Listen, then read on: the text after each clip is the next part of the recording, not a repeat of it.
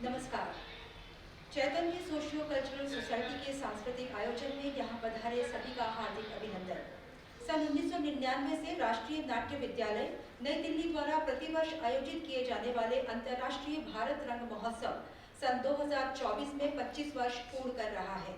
इस वर्ष राष्ट्रीय नाट्य विद्यालय भारत रंग महोत्सव के अंतर्गत जन भारत रंग महोत्सव आयोजित कर रहा है, जिसमें देश भर के प्रदर्शन कला समूह को भागीदार बनने के लिए आमंत्रित किया गया है।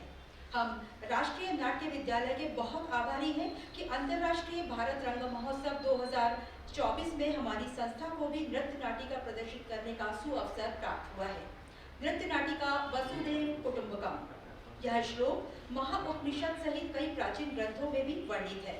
अयम निजः परावेति गणना लघु चेतसाम उदार चरितानाम तु वसुधैव कुटुंबकम, अर्थात यह मेरा अपना है और यह नहीं है।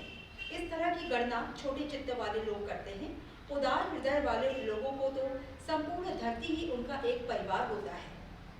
श्री ललित प्रकाश के लिखे और डॉक्टर श्रुति कीर्ति बारी के निर्देशन में आइए देखते हैं जन भारत रंग महोत्सव 2024 के अंतर्गत नृत्य नाटिका वसुधैव कुटुंबकम।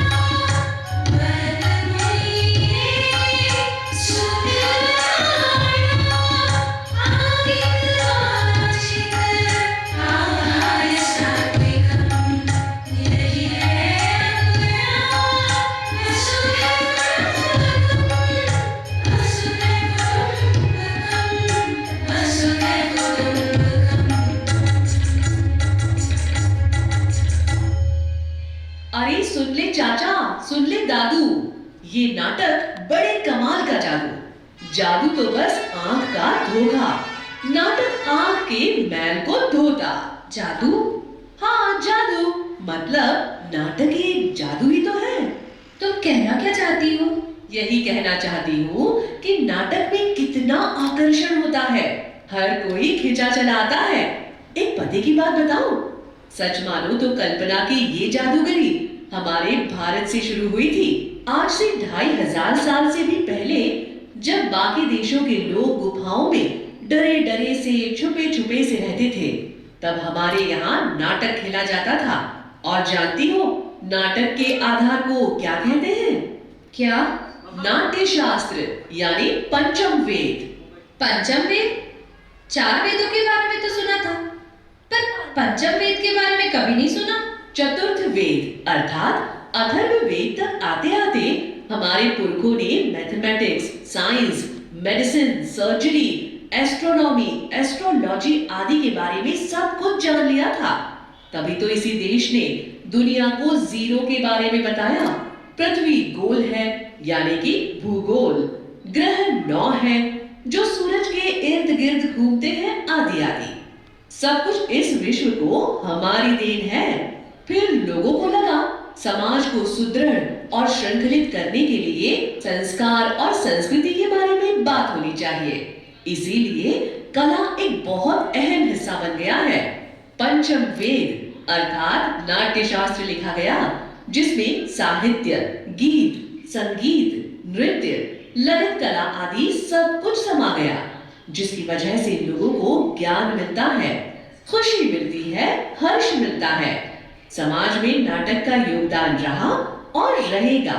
नाटक का मतलब डिसिप्लिन, ऑर्गेनाइजेशन, लिटरेसी यानी कि देश पढ़े लिखे लोगों से भरा हुआ था। तभी तो नालंदा, तक्षशिला, विक्रमशिला विश्वविद्यालय केवल भारत में ही थे। अच्छा, अब समझी। ज्ञान था इसीलिए हम धनी भी थे। सोने की चिड़िया इसीलिए कहते थे। हाँ, देश देशांतर से हमारे विश्वविद्यालयों में लोग पढ़ने आते थे। आप मुझे पंचम वेद की रचना किस कारण से की गई है, इसके बारे में बताइए ना। हाँ, मैं तुम्हें नाट्य शास्त्र यानी पंचम वेद की उत्पत्ति का विवरण सुनाती हूँ।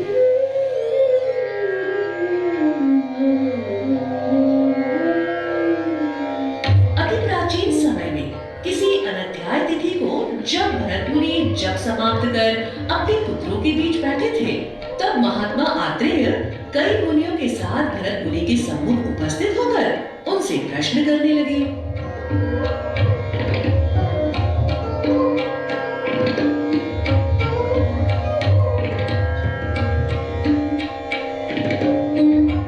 हे भगवान, आपने जिस वेद तुल्य नाट्य वेद का निर्माण किया है, वो किस प्रकार उत्पन्न हुआ है और किसके लिए?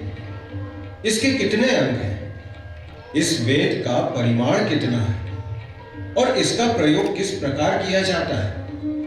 इन सभी बातों को आप हमें कृपा कर विस्तार पूर्वक बताइए। हे मुनिगण, अति प्राचीन काल में जब स्वयंभू मनु के मनवंतर में सतयुग बीत चुका था, उस समय प्रजाजन काम और लोभ के वशीभूत होकर ईर्ष्या, क्रोध और अधर्म की ओर प्रवृत्त होने लगे।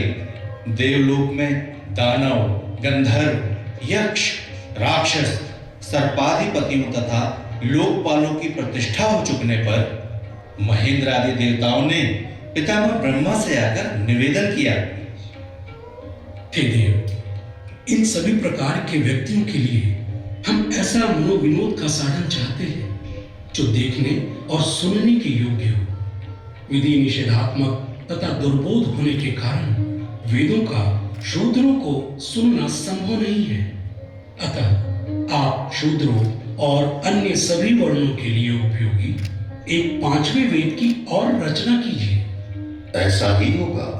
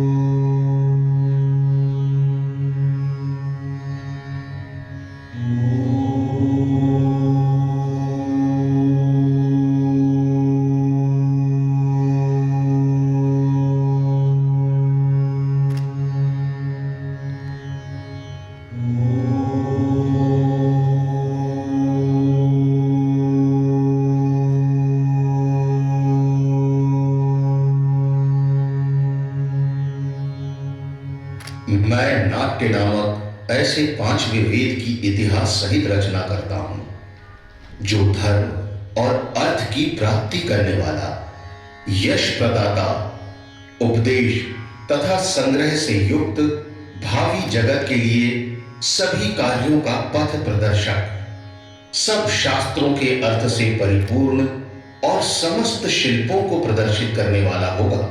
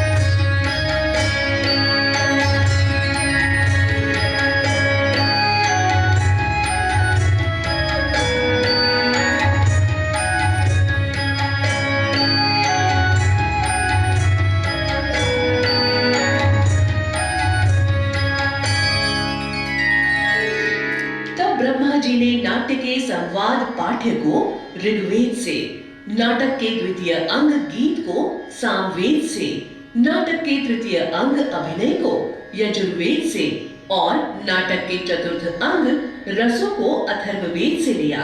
इस प्रकार संपूर्ण तत्वों के वेदता ब्रह्मा जी ने वेदों तथा उपवेदों से संबद्ध इस नाट्य वेद की रचना की। अब समझ गए। नाट्य वेद की उत्पत्ति के उपरांत ब्रह्मा जी ने मुझसे कहा कि हे अनघ, तुम अपने 100 पुत्रों से युक्त होकर इस नाट्य प्रयोग के कर्ता बनो। पितामह ब्रह्मा की आज्ञा पाकर उन्हीं से नाट्य वेद को प्राप्त कर मैंने इसके प्रयोगों को अपने योग्य पुत्रों को यत्नपूर्वक पढ़ाया।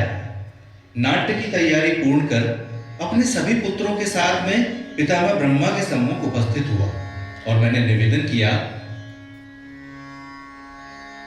पितामह, नाट्य का ग्रहण कार्य पूर्ण हो चुका है। अब आप आज्ञा दीजिए कि आगे क्या किया जाए। इस समय अभिनय के लिए बड़ा अच्छा अवसर आ गया है। महेंद्र का इस समय ध्वज महोत्सव चल रहा है, अतः इस महोत्सव में नाट्य वेद का भी प्रयोग किया जाए। जो आज्ञा पितामह। इस प्रकार सर्वप्रथम इंद्रध्वज महोत्सव के अवसर पर नाट्य वेद का प्रयोग किया गया। फिर गड़बड़ कब हुई? 400 साल पहले। कैसे? एकता के अभाव से अखंडता नहीं रही। तो फिर हमने वो मुकाम खो दिया सामाजिक बुराइयों के कारण। हाँ, कैसी बुराइयों? जैसे आलस्य, नशा, अहंकार, बुराइयों, व्यसनों में रत हो जाना, भेदभाव, छुआछूत, उच्च नीच यानी अपने को ऊंचा समझना और दूसरों को नीचा, आपस में लड़ना। इसलिए हर व्यक्ति को इन बुराइयों को दूर करने का संकल्प लेना होगा। अगर व्यक्ति मजबूत हो तो परिवार मजबूत, परिवार मजबूत तो समाज मजबूत, और अगर समाज मजबूत तो देश मजबूत।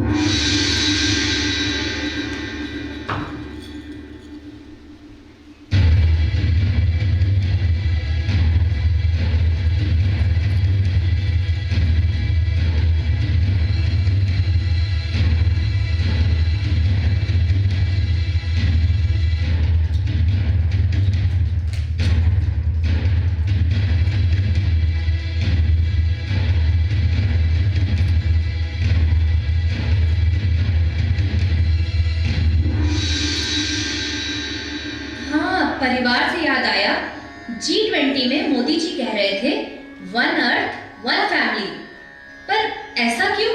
यही तो हजारों साल पहले महाउपनिषद में कहा गया था, वसुधैव कुटुंबकम, यानी one earth one family.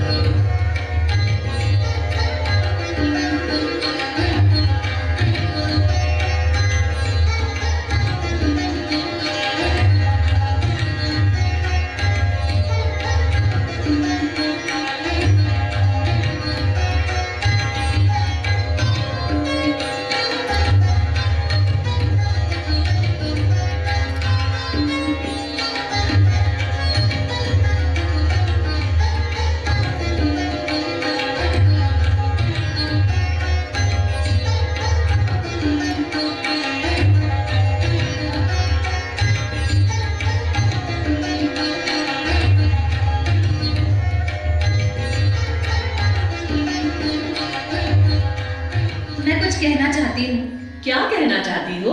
Corona काल के बारे में। जब पूरे विश्व में कोरोना का वैश्विक संकट आया था, तब अपने भारत में बनी दवाइयाँ पूरे विश्व को फ्री में दी गई थी, जिस कारण लोगों की जान बचाई गई। इसी को कहते हैं जियो और जीने दो।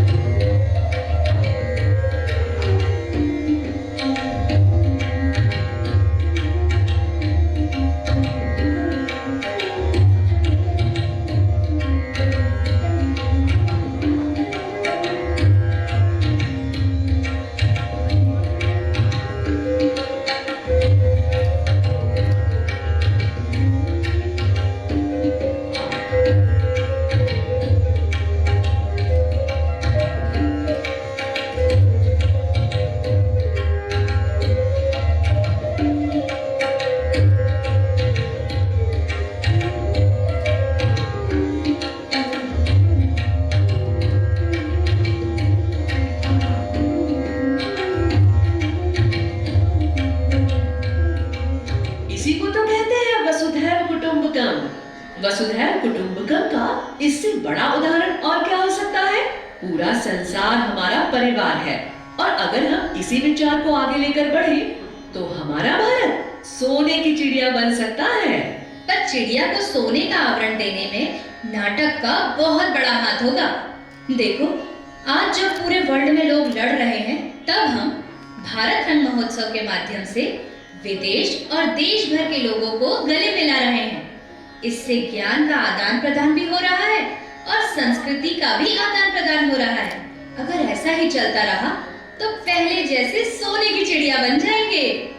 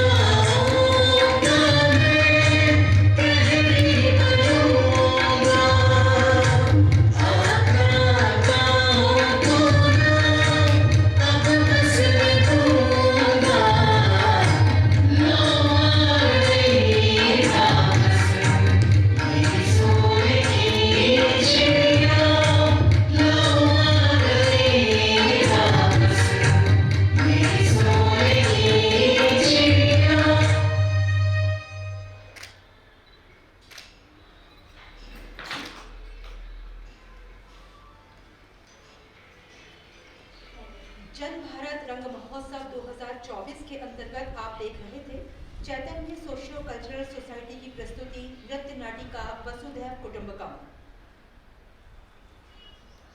इस नाटक को लिखा था श्री ललित प्रकाश ने, कोरियोग्राफी और निर्देशन किया डॉक्टर श्रुति कीर्ति बारिक ने। मंच पर कलाकार हैं मनीषा हुराइया, वर्षा मालवीय, यामिनी चक्रपाणी, ममता धुर्वे, अंकिता डे, सुशील चौकीकर, सूरज श्याम और रितेश पुसे। इस नृत्य नाटिका में संगीत निर्देशन किया श्री मॉरिस लॉजरस ने। आज के इस नृत्य नाटिका का समापन यहीं करते हैं और आभार व्यक्त करते हैं श्री मॉरिस लॉजरस, श्री राकेश नामदेव, राष्ट्रीय नाट्य विद्यालय नई दिल्ली और प्रिंट मीडिया का, उत्कल समाज का, मायाराम सृजन समिति भवन और तनिष्क डिजिटल वीडियोग्राफी का। बहुत बहुत धन्यवाद इसी के साथ।